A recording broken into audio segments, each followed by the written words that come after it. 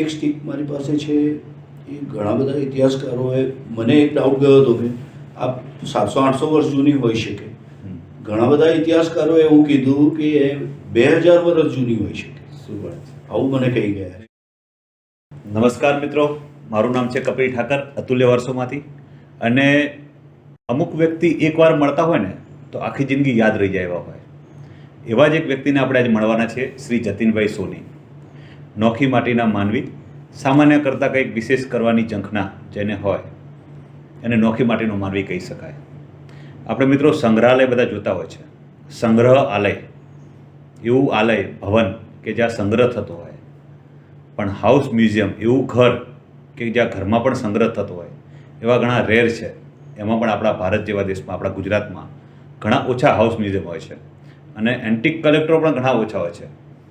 આપણે ઘણીવાર એમ કહેતા હોય છે કે ભાઈ આ કામ તો હાથી પાડવા જેવું છે, પણ ઘણા એન્ટિક કલેક્ટર મિત્રોને મળ્યા પછી એવું લાગે છે કે હાથી પાડવો ઇઝી છે, પણ આ એન્ટિક વસ્તુનું કલેક્શન કરવું ઘણું જ અઘરું છે. જતીનભાઈ નમસ્તે. નમસ્તે. ખૂબ મજા આવી આપને મળવાની. આપનો પહેલી જ નજરે આપનું ઘર જોયું યુનિક લાગે છે, સામાન્ય કરતાં વિશેષ. એ પણ અમદાવાદ જેવી સિટીમાં આજુબાજુવાળા લોકોને પણ એવું લાગતું હશે કે આ કંઈક અલગ છે. તો જતીનભાઈ, પહેલો ખાલી મારો પ્રશ્ન છે, આપનું વતન કયું? મારું વતન મોડાસા છે. ઓકે. મારો જન્મ મોડાસામાં થયેલો. મારું આખું ફેમિલી મોડાસાથી છે. ઓકે. બધા અત્યારે ઘણા બધા લોકો રહે પણ છે મોડાસામાં. અને મોડાસામાં મારું પોતાનું પણ ઘર છે. ઓકે. સહિયારું ઘર તો ખરું, પોતાનું પણ બનાવ્યું. લાગણીઓ બહુ છે મોડાસા જોડે.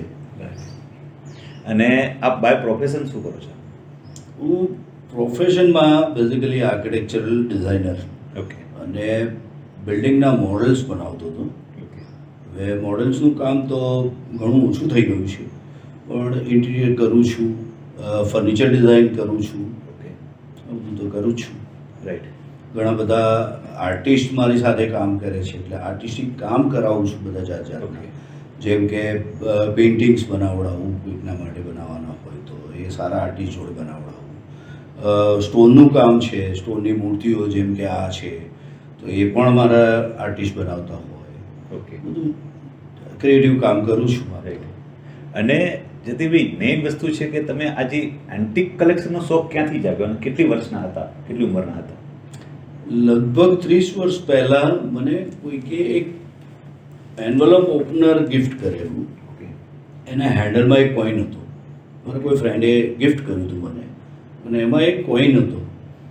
તો કંઈક પડી ગયું ને પ્લાસ્ટિકનું એક્રેલિકનું હતું, તૂટી ગયું તો કોઈન બહાર નીકળ્યો.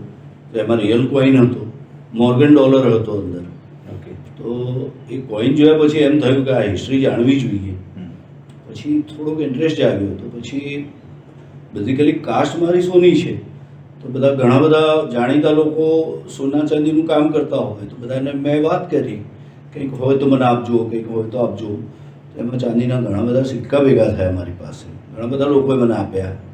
અને એમ કરતાં કરતાં પછી સ્ટડી કરવું જોઈએ, બુક્સ વસાવી.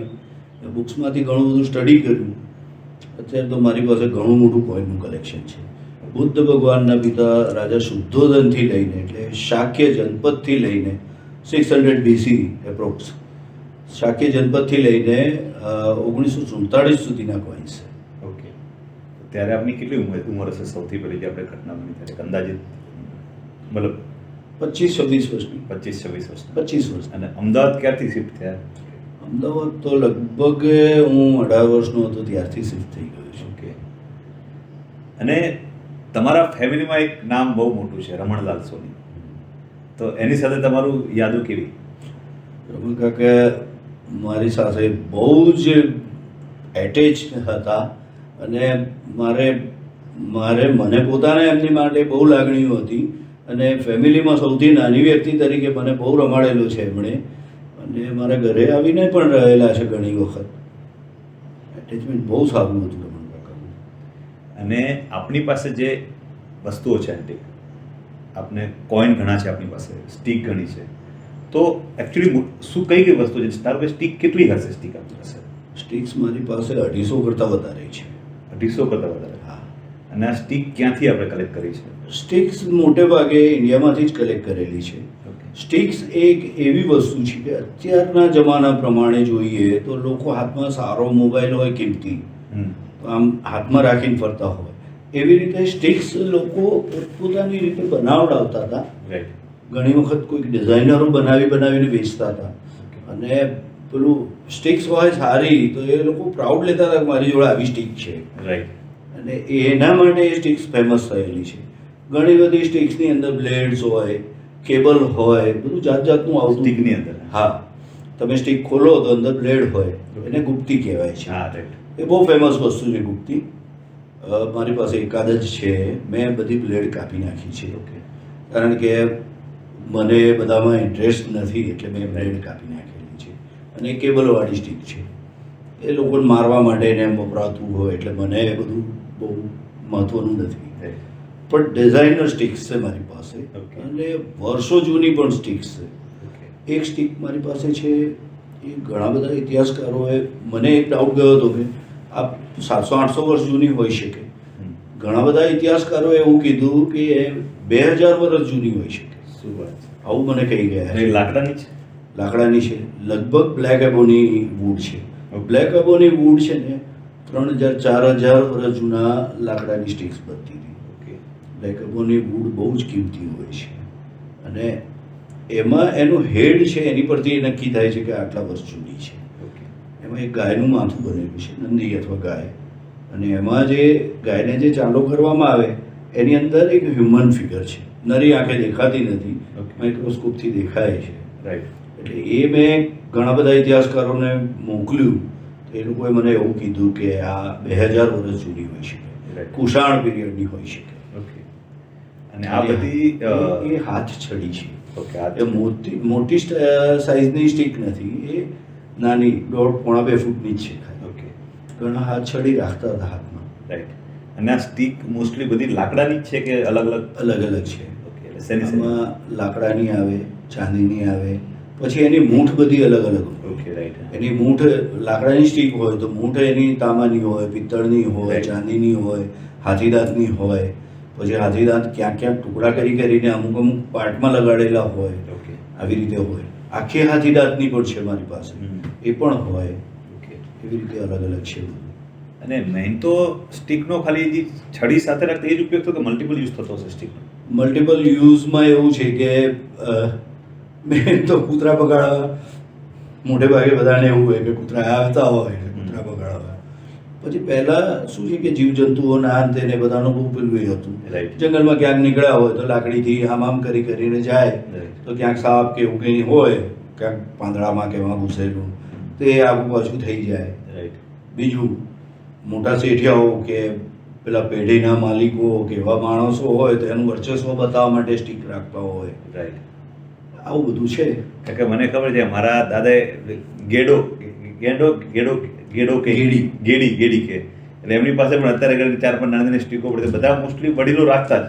તો હવે સ્ટીકના બદલે મોબાઈલ છે. એટલે બીજી વસ્તુ કે આ સ્ટીક પાછળ કોઈ સ્ટોરીઓ કે તમને ખ્યાલ આવ્યો એવું કંઈ, કાં તો કોઈ એવી સ્ટીક તમે કલેક્ટ કરવા ગયા હો ને ત્યાં એની પાછળ કોઈ એમને સ્ટોરી કીધું કે હા ભાઈ આ તો ટીપુ સુલતાનની લાકડી, મતલબ કંઈ પણ એવી કોઈ યુનિક વાર્તા કંઈ કીધું હોય? એવી સ્ટોરીઝ કે એવું તો કંઈ મળતું નથી. અને બીજું, સ્ટિક્સ એકચ્યુઅલમાં કેટલા વર્ષ જૂની છે એ આપણા એક્સપિરિયન્સ પરથી જાણી શકાય છે, કારણ કે એમાં કોઈ લખાણ હોતું નથી. હા, કોઈકના હેન્ડલમાં ને એમાં એવું બનાવેલું છે કે એમનું નામ લખાયેલું હોય, હાથીદાંતનું હેન્ડલ એમણે બનાવડાવ્યું હોય, આખી સ્ટિક યુનિક છે કે વાંકી ચૂકી બનાવડાવી હોય કે શોપીસ તરીકે મુકાય એવી સ્ટિક્સ બનાવડાવી હોય, તો એમાં ક્યાંક નામ કોતરેલું ને એવું છે. આવું બધું હોય છે. એકાદ સ્ટિક એવી છે મારી પાસે કે કદાચ એક મૂવીમાં વપરાયેલી છે. એટલે એ એક વખત મૂવી જોતો હતો ત્યારે મને ખબર પડી કે આ સ્ટિક તો મારી પાસે છે એવું લાગે છે, પણ કદાચ એવું હોઈ શકે બે હોય. પછી બે સ્ટિક જોઈ તો એ જે રીતે પછડાયેલી હતી તો એમાં ડેન્ટ પડેલો હતો અને સેમ જગ્યાએ, તો એનો મતલબ એવું બને કે એ મૂવીમાં એ આવેલી હોઈ શકે. હવે આ પ્રૂવ કરવું અઘરું હોય છે, એટલે મૂવીવાળા પણ ઘણી વખત રેન્ટ પર લઈ આવતા હોય, અને રેન્ટેડ વસ્તુઓ હોય તો ઘણી વખત વેચાવા આવતી હોય. અને આ સ્ટિક્સનું કલેક્શન યુનિક મારું એટલા માટે થયું છે કે મેં ક્યાંય સાંભળ્યું નથી કે ક્યાંય જોયું નથી આ સ્ટિક્સ કલેક્ટ કરી હોય. મેં ખાલી એટલું વાંચ્યું હતું, પ્રાણ સાહેબ ગુજરી ગયા પ્રાણ સાહેબ ફિલ્મ સ્ટાર, હમ. તો એમની પાસે 25 સ્ટિક્સ હતી ઓકે. અને એમણે ઘણા બધા મૂવીઝમાં સ્ટિક્સનો ઉપયોગ કરેલો છે.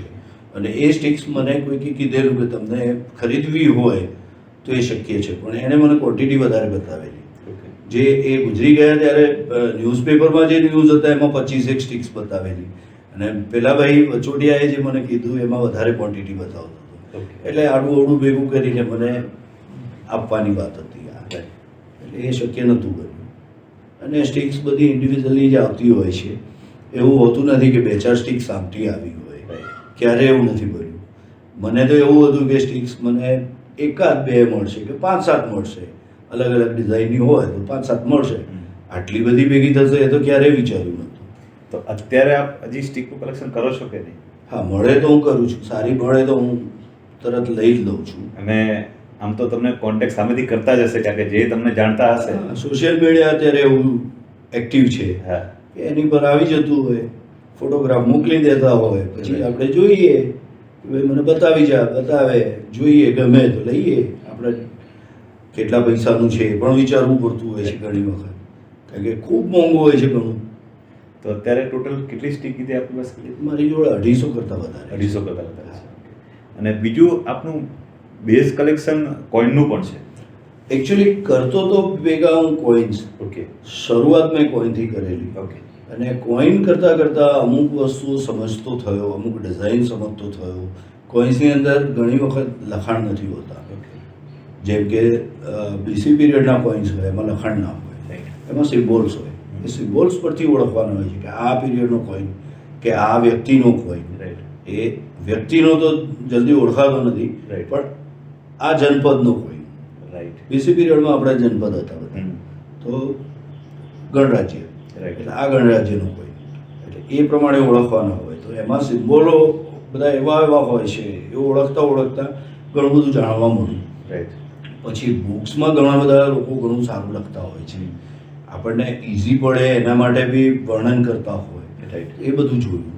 અને સિમ્બોલિક લેંગ્વેજ એકવાર શીખીએ આપણે એટલે ખબર પડવા માંડે કે આ વસ્તુ આટલા વર્ષ જૂની હોઈ શકે. રાઈટ.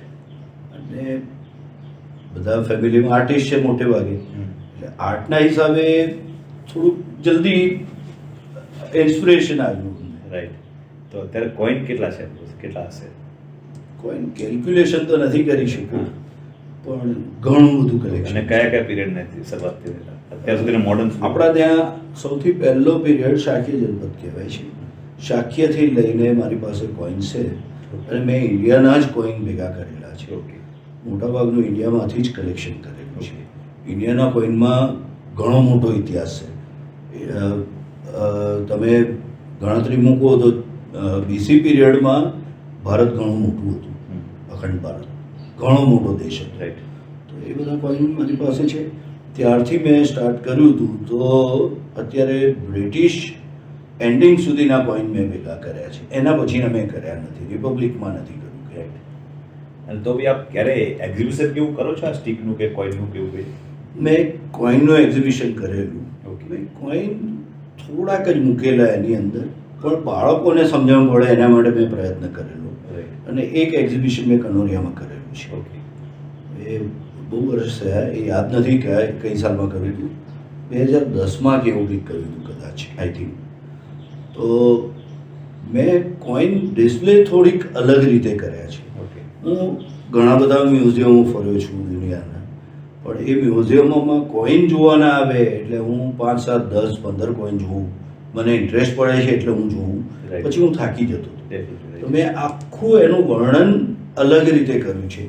કોઈનની સાથે એના ફોટોગ્રાફ મેં કોઈ ઓરિજિનલ ફોટોગ્રાફ કે એવું નથી, મેં ઇન્ટરનેટ થ્રુ પ્રિન્ટ નીકાળી અને પ્રિન્ટ સાથે કોઈન સેટ કરીને ફ્રેમિંગ કરેલા છે.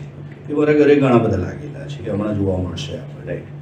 એટલે ઘરમાં જેટલું લગાવાય એટલું તો મેં પ્રયત્ન કર્યો છે. રાઈટ. અને કોઈન બહુ જ ઊંડો સબ્જેક્ટ છે. જે કોઈનનું કલેક્શન કરશે એ ક્યાંય પાછા નહીં પડે, એને ઘણું બધું નોલેજ આવશે એવું મને લાગી રહ્યું છે. રાઈટ. અને વારસો સાચવવો કારણ કે જરૂરી છે. કોઈનની સાથે એ ટાઈપની આર્થિક, સામાજિક, સાંસ્કૃતિક બધી જ પરિસ્થિતિ જાણવા મળે આપણને. હા, એ પણ છે. હા. ઘણી બધી વખત આપણી પણ આર્થિક પરિસ્થિતિ ખરાબ હોય પણ કોઈન લેતા હોઈએ, એક Definitely. તરફ એવી છે. વ્યસન જેવી તલબ છે આ એન્ટિકની કે મને ઘણી વખત મારો ભાઈ બહુ બધું ટોકે. કોઈન લઈને આવું એટલે ઘર ચલાવવાના પૈસા ના હોય અને કોઈન લઈ આવ્યો એ કોઈન પાછા ચાલે નહીં અત્યારે એ દુકાનમાં લઈ પણ મારી એક સૂઝ એવી હતી કે મેં બને ત્યાં સુધી પ્યોર મટીરિયલના કોઈન લીધેલા કે મેટલ સિલ્વરના મોટે ભાગે. મારી કેપેસિટી સિલ્વરની થતી હતી તો મેં સિલ્વર ખરીદ કરેલું. પછી એક વખત તો હું લઈને આવ્યો ને એણે બૂમ કરી. મારા મધર હતા એ વખતે. મારા મધર ઇન્ટરેસ્ટિંગ હતા, એમને બહુ જ ઇન્ટરેસ્ટ પડે અને એમને વાંચવાનો ને બધો બહુ શોખ હતો. એમણે હું કોઈન લાવું ને એટલે એમને બતાવું. પછી આને એક વખત સમજાવ્યું કે જો આપણું બચત જ છે એક જાતની, અને આ સિલ્વરના જ કોઈન લે છે, કોપરના તો લેતો નથી, તો તને ક્યાં અડે છે, ભલે પાછળથી તને કામ લાગશે. એ તો ત્યારનું બધું ચાલુ થયું છે. અને એના સિવાય બીજી વસ્તુ આપણે જેમ વાત કરી કે આપ હમણાંથી સ્ટોન ને એનું પણ કરો છો 4-5 વર્ષથી, તો બીજી કઈ કઈ વસ્તુ છે આપણા જે યુનિક? ધારો કે આપણે કાચની બોટલ આપણા ઘરમાં બધી જ જગ્યાએ દેખાય છે. કાચની ડિઝાઇનર બોટલ જે હોય, ઓકે, કે સારા આર્ટિસ્ટની બનાવેલી બોટલો હોય એ બધી ભેગી કરી છે. રાઈટ. બહુ બધી નથી ભેગી કરી. Right. મારા કરતાં અમદાવાદમાં એક વ્યક્તિ છે, એમનું ઘણું મોટું કલેક્શન છે બોટલોનું, અને એમનાથી ઇન્સ્પાયર થયેલો આમ તો, પણ એમણે ઘણું મોટું કલેક્શન કરેલું છે.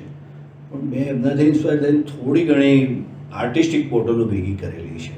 રાઈટ. જે માઉથ બ્લોઈંગથી બનતી હતી, પછી બોટલ બન્યા પછી ઉપર કામ થતું હતું, બોટલ બન્યા પછી અંદર કામ થતું હતું, આવી બધી બોટલો મેં ભેગી કરેલી છે. તો પણ ઘણું મોટું કલેક્શન થાય છે, નાનું તો નથી જ. અને એના સિવાય પછી સ્ટોન ને પછી હમણાં 5 વર્ષથી મને થોડોક સ્ટોનમાં ઇન્ટરેસ્ટ પડ્યો હતો. સ્ટોન્સ, મિનરલ્સ, ફોસિલ્સ, ક્રિસ્ટલ્સ, આવું બધું ભેગું કરવા માંડ્યું છે. એ પણ સારું એવું ભેગું કરી શક્યો છું. રાઈટ. કારણ કે ઇન્ટરેસ્ટ પડે એટલે પછી જાતનું મળતું થઈ જાય છે. રાઈટ. અને પછી ક્યાંય પણ જઈએ તો એ જ શોધતા ફરીએ છીએ. એ પણ ઘણું બધું થયું. આપના મતે આપણી સંગ્રહ છે એમાં કઈ યુનિક વસ્તુ છે જે આપને એવું લાગે છે કે આ સૌથી કિંમતી કાં તો યુનિક છે અને આપના અત્યાર સુધીના શોધમાં વિશેષ છે એવી કોઈ બે વસ્તુ પ્રોડક્ટ? એકચ્યુઅલી હું કલેક્ટર છું. છે મારું મગજ તો એક જ વસ્તુ કે જે પણ વસ્તુ આવી એ મારા માટે બહુ જ કિંમતી છે. રાઈટ. પૈસા મહત્વની વસ્તુ નથી મારા માટે. મારા પોતાના માટે ઇન્ટરેસ્ટિંગ હોવી જોઈએ. રાઈટ. ભલે ને પછી તાંબાનો નાનો સિક્કો પણ કેમ ના હોય, રાઈટ. એ મારા માટે ખૂબ કિંમતી હોય. એટલે અત્યાર સુધી હું નક્કી નથી કરી શક્યો કે મારી જોડે સૌથી કિંમતી વસ્તુ કઈ. રાઈટ. અને આપણે જેમ વાત કરીએ આ પ્રોફેશન લાઈફમાં આર્કિટેક્ટ ફિલ્ડમાં છો, ઇન્ટિરિયરનું કામ કરો છો, મ્યુઝિયમ પણ આપણે ઘણા કરો, અને સૌથી યુનિક વસ્તુ કે આજે આ પાછળ આપણે મૂર્તિ જોઈ શકીએ છીએ એ પણ આપે જ બનાવી છે, એટલે બહુ યુનિક વસ્તુ છે. તો આવી બીજી પણ મૂર્તિઓ બનાવો છો કે? હા, થોડું ઘણું કામ કરેલું છે મેં. જી. એટલે પ્રોફેશનલી કામ નથી કરતો, પણ ઇન્ટરેસ્ટ છે. ઘણી વખત હું મારે ત્યાં બહાર માટીને એવું બધી મૂકી રાખતો હોઉં છું. જ્યારે ઇન્ટરેસ્ટ પડે ત્યારે કંઈક ને કંઈક બનાવતો હોઉં. રાઈટ. પછી પેલી બાળકો રમવાની ક્લે આવે, પ્લાસ્ટિક ક્લે આવે છે, રાઈટ. એનો એક ડબ્બો મારા સ્ટોરરૂમમાં પડ્યો હોય છે. ઓકે. ક્યારેક બાળકો જોડે એટેચમેન્ટ બહુ છે મને બહુ ગમે એ બાળકો. ઓકે. એની સાથે રમવાનું. મારા ઘરમાં આવીને બાળકો એટલું તોફાન કરે, ક્યારે મેં ટોક્યા નથી. મારી સીડીમાં તો છૂટી બોટલો મૂકેલી છે. ઘણી વખત તો ઉપરથી કૂદે, પણ ક્યારેય મેં રોકટોક કરી નથી. રાઈટ. બાળકોને એમની પોતાની સૂઝ હોય છે. રાઈટ. એટલે તમે એમની આગળ મેદાન મોકળું મૂકો તો ક્યારેય ડિસ્ટર્બ નહીં કરે. રાઈટ. તો એ બાળકો આવતા હોય તો ઘણી વખત હું ક્લે કાઢીને બેસતો. ઘણા બાળકો તો મારે ઘેર આવે ને પહેલાં ક્લે કઢાવે કે પેલી ક્લે લાવો, ચલો કંઈક બનાવો. રાઈટ. એટલે પછી હાથથી કંઈક બનાવીને એને બતાવું કે આ બનાવ્યું, પણ તરત આમ તોડી નાખવાનું હોય તો. રાઈટ. એટલે એમ આવડે ઘણું બધું કરી શકાય છે. વાહ. કલાકાર એટલે કે કલ્કો આકાર છે કલાકાર. બીજી વસ્તુ આપ 3D પેઇન્ટિંગ પણ સારા કરો છો, અને આપણે જે તે ટાઈમે એક એક્ઝિબિશન પણ કરેલું. હા, મેં બહુ વર્ષો પહેલાં એક્ઝિબિશન કરેલું છે. મેં છે ને પેપર કટિંગના મને કંઈક આઈડિયા આવ્યો હતો ને, મેં એવી યુનિક વસ્તુ ક્યાંય જોયેલી નથી ને. એક આઈડિયા એક એવી વસ્તુ છે કે એને તમારે ફોર્મ બનાવવું પડે, તમારે હાથમાં લેવું પડે કામ. તો એક કામ લેતા કંઈક એક સરસ ચિત્ર બન્યું. મને એવું લાગ્યું કે આને ડેપ્થ આપવી જોઈએ પેપર કટિંગ કરીને. મેં મારી રીતે ડેપ્થ આપીને એ ઊભું કર્યું. તો એવા મેં 40 ચિત્રો બનાવ્યા પછી તો. અને કાર્ટૂન થીમના છે. મેં એ પણ બાળકો માટે જ બનાવેલા અને બહુ જ સારા ચિત્રો બનેલા. એક એક્ઝિબિશન કર્યું પછી મને એમ થયું કે આ કોઈને આપવા જેવા નથી, કારણ કે આ મહેનત અમુક વર્ષ પછી હું કરી શકવાનો નથી, કારણ કે બહુ મહેનત પડતી હતી. ઝીણું અત્યારે તો હું જોઈ પણ ના શકું, એટલું મારે કટ કરવાનું હોય તો હું કરી પણ ના શકું. તો એ વખતે થઈ ગયું હતું, એવી જ હતી. એટલે અને આપની સફરમાં શરૂઆતથી સાથે રહેલા ભાભીશ્રીને એમનો સાથ એ ક્યારેક કંટાળે પણ હશે, તો એમની સાથેની સફર કેવી રીતે તમારે એમને કઈ રીતે પછી ધીમે ધીમે તમે વાળ્યા? કારણ કે આમાં એવું છે કે બેઝિકલી ફેમિલીમાં કોઈ પણ ડિઝાઇનર હોય ને, ગમે તે ફિલ્ડમાં ડિઝાઇનર હોય, એનું આખું ઓળખ કે એની પોતાની જોવાની નજર આખી જુદી હોય છે. અને એ નજરે એને જ્યારે જોવા, પહેલાં બાળકો નાના હતા, એ બાળકો બધા ફેમિલી મેમ્બર આ બધાનું કરવામાંથી ઊંચા ના આવે ખાસા વર્ષો સુધી, એટલે એ તરફનું નજર જ નથી ગઈ. જે દિવસથી એ તરફની નજર વળી એ દિવસથી એણે બધું ડિસ્પ્લે કરવાનું, ગોઠવવાનું, એ બધું સ્ટાર્ટ કર્યું. એટલે મારું ઘર સજાવવાનું કામ એનું છે, હું તો લાઈને ડમ્પ કરી દઉં છું. રાઈટ. કબાટો ને બધું હું ડિઝાઇન કરીને બનાવી દઉં. પછી મને શું થાય કે સારી ડિઝાઇનની વસ્તુ છે આગળ રહેવી જોઈએ, કે થોડીક મારી મતે કિંમતી છે એ આગળ રહેવી જોઈએ, હું તો ગમે તેમ ડમ્પ કરી દઉં. એ એની રીતે બધું ડિસ્પ્લે કરે અને એ ડિસ્પ્લે પ્રોપર થાય છે. રાઈટ. એ ડિસ્પ્લે હું નથી કરી શકતો. અને મેં જોયું કૃષ્ણ અને રાધાનું પણ, કૃષ્ણ ભગવાનના ખાસ પણ ઘણા બધા ચિત્રોના કલેક્શન છે. અમે બેઝિકલી વૈષ્ણવ છીએ. જી. વૈષ્ણવ પરિવારોમાં નાના ગામોમાં હવેલીઓ હતી. વૈષ્ણવ હવેલી, હવેલી એટલે ઘર મંદિર કહેવાય, પણ મોટી સાઈઝનું ઘર હોય અને એની અંદર સરસ સરસ ચિત્રો લાગેલા હતા, વર્ષો જૂના, 100 વર્ષથી લાગેલા હોય, 150 વર્ષના લાગેલા હોય. એ ચિત્રોના કલર્સ ને બધું જોઈને મને બહુ એટ્રેક્શન હતું. મને કલર સાથે બહુ અટેચમેન્ટ છે અને મને કલરફુલ વસ્તુ બહુ ગમે. જેમ કે આ ગાયકો મેં કલરફુલ મારા ઘરમાં કરી છે. મારા ઘરનો કલર આખો મેં આ કલર મારા ક્લાયન્ટને કોઈકને કહું ને તો ક્લાયન્ટ બીજા દિવસ મારે ત્યાં આવે નહીં. આ કલર બતાવ્યો હોય ને કે આવો ઘરમાં કરવો છે તો બીજા દિવસ મારે ત્યાં ના આવે. એ કલર મેં પ્રયત્ન કરેલા છે. આ ચિત્રો પરથી હું ઇન્સ્પાયર થતો હતો એ કલરમાં. અને એ ચિત્રો છે ને 50-60 વર્ષથી બનવાના બંધ થઈ ગયા છે. કે જે નાથદ્વારા સ્કૂલ ઓફ આર્ટ ને બધું કહેવાતું હતું, નાથદ્વારામાં ને બધામાં બનતા હતા. કૃષ્ણ લીલાના ચિત્રો બધા કહેવાય છે. એ મિનિએચર્સ હોય છે, નેચરલ કલરથી બનેલા હોય છે. એ કલર વેજીટેબલ કલર્સ છે, સ્ટોન કલર્સ છે, એ બધાથી બનતા હતા કે જે 200 વર્ષ સુધી, 500 વર્ષ સુધી એ ડલ નથી પડતા. પણ હું ભેગા કરું છું એ પેપર પેઇન્ટિંગ છે. એ પેપર ખરાબ થઈ જાય છે બહુ. પેપરનું આયુષ્ય છે 50-60 વર્ષનું, તો પણ ઘણી જગ્યાએ પેપર 100 વર્ષ, 150 વર્ષ સુધી સચવાયેલા રહેલા છે. એ બધું ક્યાંયથી મળતું નથી, બનતું નથી, એટલે મેં ભેગું કરવાનો પ્રયત્ન કર્યો. અને એ બધાને થોડું સાફ સફાઈ કરું છું. એને ડેન્ટ નથી કરતો, ક્યાંક તૂટફૂટ થયું હોય તે જોઈન્ટ નથી કરતો, પણ સાફ કરું છું. અને ફ્રેશ પેઇન્ટિંગ હોય ને એવું બનાવવાનો પ્રયત્ન કરું છું. ઉપર કોઈ કલર એપ્લાય નથી કરતો, એને એક હલકું વોશ મારું છું. એ બધા પેઇન્ટિંગ્સ મારી હવે 400-500 કરતાં વધારે હશે. મોટું કલેક્શન છે. મિનિએચર આપણે ત્યાં કોઈ સમજતા નથી, વૈષ્ણવો પણ નથી સમજતા. વૈષ્ણવના ત્યાં કોઈ પેઇન્ટિંગ જોયું હોય ને આપણે માગીએ ને તો એ નદીમાં પધરાવા જાય, આપણને અપાય નહીં. આપણી મેન્ટાલિટી એટલી ખરાબ હોય છે. જેથી મળે છે ત્યાંથી ભેગું કરું છું, સાચું છું. લગભગ મારી પાસે કૃષ્ણ લીલાના, કૃષ્ણ જન્મથી, એટલે કૃષ્ણને મથુરાથી ગોકુળ મૂકવા જાય છે ત્યારે એ સ્ટાર્ટઅપ કહેવાય. એ ફર્સ્ટ પેઇન્ટિંગ કહેવાય કે પેલું નદીમાં પૂર આવ્યું હતું ને ટોપલામાં લઈને જતા હતા, ત્યારથી લઈને કૃષ્ણ પાછા મથુરા ગયા ત્યાં સુધીના બધા જ પેઇન્ટિંગ હશે મારી પાસે. જે કૃષ્ણને અક્રૂરજી લેવા આવ્યા અને અક્રૂરજીને બીક લાગી કે આ કૃષ્ણ બલરામ તો આટલા નાના છે. રસ્તામાં એમણે બીક વ્યક્ત કરી કે તમે આટલા નાના છો ને પેલો તો રાક્ષસ છે, કંસો તમે કઈ રીતે એની જોડે ઉલઝશો? તો કૃષ્ણએ અક્રૂરજીને દિવ્ય દર્શન દીધા ત્યાં સુધીના પેઇન્ટિંગ છે મારી પાસે. વાહ. અને જતીનભાઈ ધારો કે આને આપણે હાઉસ મ્યુઝિયમ કહી શકાય. હાઉસ મ્યુઝિયમ કહેવાય પણ અમે રહીએ છીએ અંદર. હા સર. તો ધારો કે કોઈને આપનો કોન્ટેક્ટ કરવો હોય કે જોવું હોય તો આપને ફોન કરીને જોઈ શકે, બરાબર ને? કોઈને ઇન્ટરેસ્ટ હોય ધારો કે હેરિટેજ. એકચ્યુઅલી એક કોઈનની આખી પેલી એ ચાલે છે ક્લબ. તો રાષ્ટ્રીય મુદ્રા પરિષદ વાળાએ કોરોનામાં ઓનલાઈન મ્યુઝિયમ તરીકે મારું ઘર માંગ્યું હતું ને મેં એમને બતાવ્યું હતું ઓનલાઈન. ઓકે. તો એ લોકોએ તો ડિક્લેર કરી દીધું કે મારું ઘર મ્યુઝિયમ છે. ઓકે.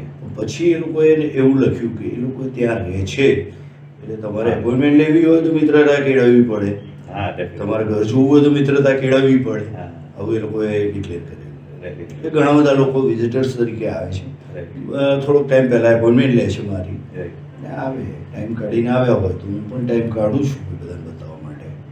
આપ તો જતીનભાઈ આટલા વર્ષોથી વારસા સાથે સંકળાયેલા, વારસો છે, કલા વારસો, કલેક્શન છે, તો તમારું શું માનવું છે, હેરિટેજ શું છે અત્યારના સંદર્ભમાં? હેરિટેજ વસ્તુ આખી અલગ છે. લોકોને સમજાવવું ઘણું અઘરું છે. કબીરભાઈ જેવા પ્રયત્નો કરી રહ્યા છે હેરિટેજ સમજાવવાના, અને બહુ સારો પ્રયત્ન છે. અમારા જેવા તો નથી સમજાવી શકતા હેરિટેજને. એનું કારણ છે કે મેં કલેક્શન કર્યું છે મારા માટે, અને મેં મારા દેશમાં બચે એમ વિચારીને કલેક્શન કરેલું છે. કોઈન તો મેં ખાસ કરીને મારા દેશમાં બચે એના માટે જ કલેક્ટ કર્યા છે. Right. ઘણા બધા પૈસા રોક્યા છે મેં. હવે એ પૈસા મારા માટે બહુ મહત્ત્વની વસ્તુ નથી, મારી પાસે છે એ અગત્યનું છે. Definitely. હેરિટેજ બહુ અઘરી વસ્તુ થઈ ગઈ છે. લોકોએ સમજવું જાણવું જોઈએ જ. બધા ઇન્ટરેસ્ટ તો લેવો જ જોઈએ, કારણ કે તમે એક વસ્તુમાં ઊંડા ઉતરશો વારસાની તો તમને ઘણું બધું જાણવા મળશે, ઘણું બધું જોવા મળશે. Right. હવે મોબાઈલ યુગમાં ખબર નહીં, કપિલભાઈ પ્રયત્ન કરી રહ્યા છે, જોઈએ છીએ. અમે એમને સપોર્ટ કરીશું જેટલો બને એટલો. થેન્ક યુ જતીનભાઈ, ખૂબ ખૂબ આભાર. મિત્રો, જતીનભાઈ ખૂબ સરસ વાત કરી કે હેરિટેજને જાણવું અને સમજવું ખૂબ જરૂરી છે. અત્યારના મોબાઈલના યુગમાં એક મોટો યુસેજ થઈ ગયો છે કે ધારો કે આપણે આમના ઘરે, જતીનભાઈના ઘરે આવ્યા, ચા પીધી અને પાછળ મૂર્તિથી પહેલાં જ આપણે સીધો એની સાથે ફોટો લઈ લેશું. કોઈ પૂછશે નહીં કે આ મૂર્તિ શું છે, ક્યાંની છે. અને એ કહે છે જતીનભાઈ કે ત્યારે આપણને ખબર પડશે કે આ મૂર્તિ ક્યાંનાનો ઇતિહાસ શું છે, શું ડિટેલ છે. તો ક્યુરોસિટી થોડીક જાગે એ બહુ અગત્યની છે. અને વારસો આપણી ઓળખ છે, આપણી ઓળખ સચવાય એ માટે આપણે સૌ સાથે મળીને પ્રયાસ કરતા રહીએ એવી આશા છે. જય હિન્દ. Thank you.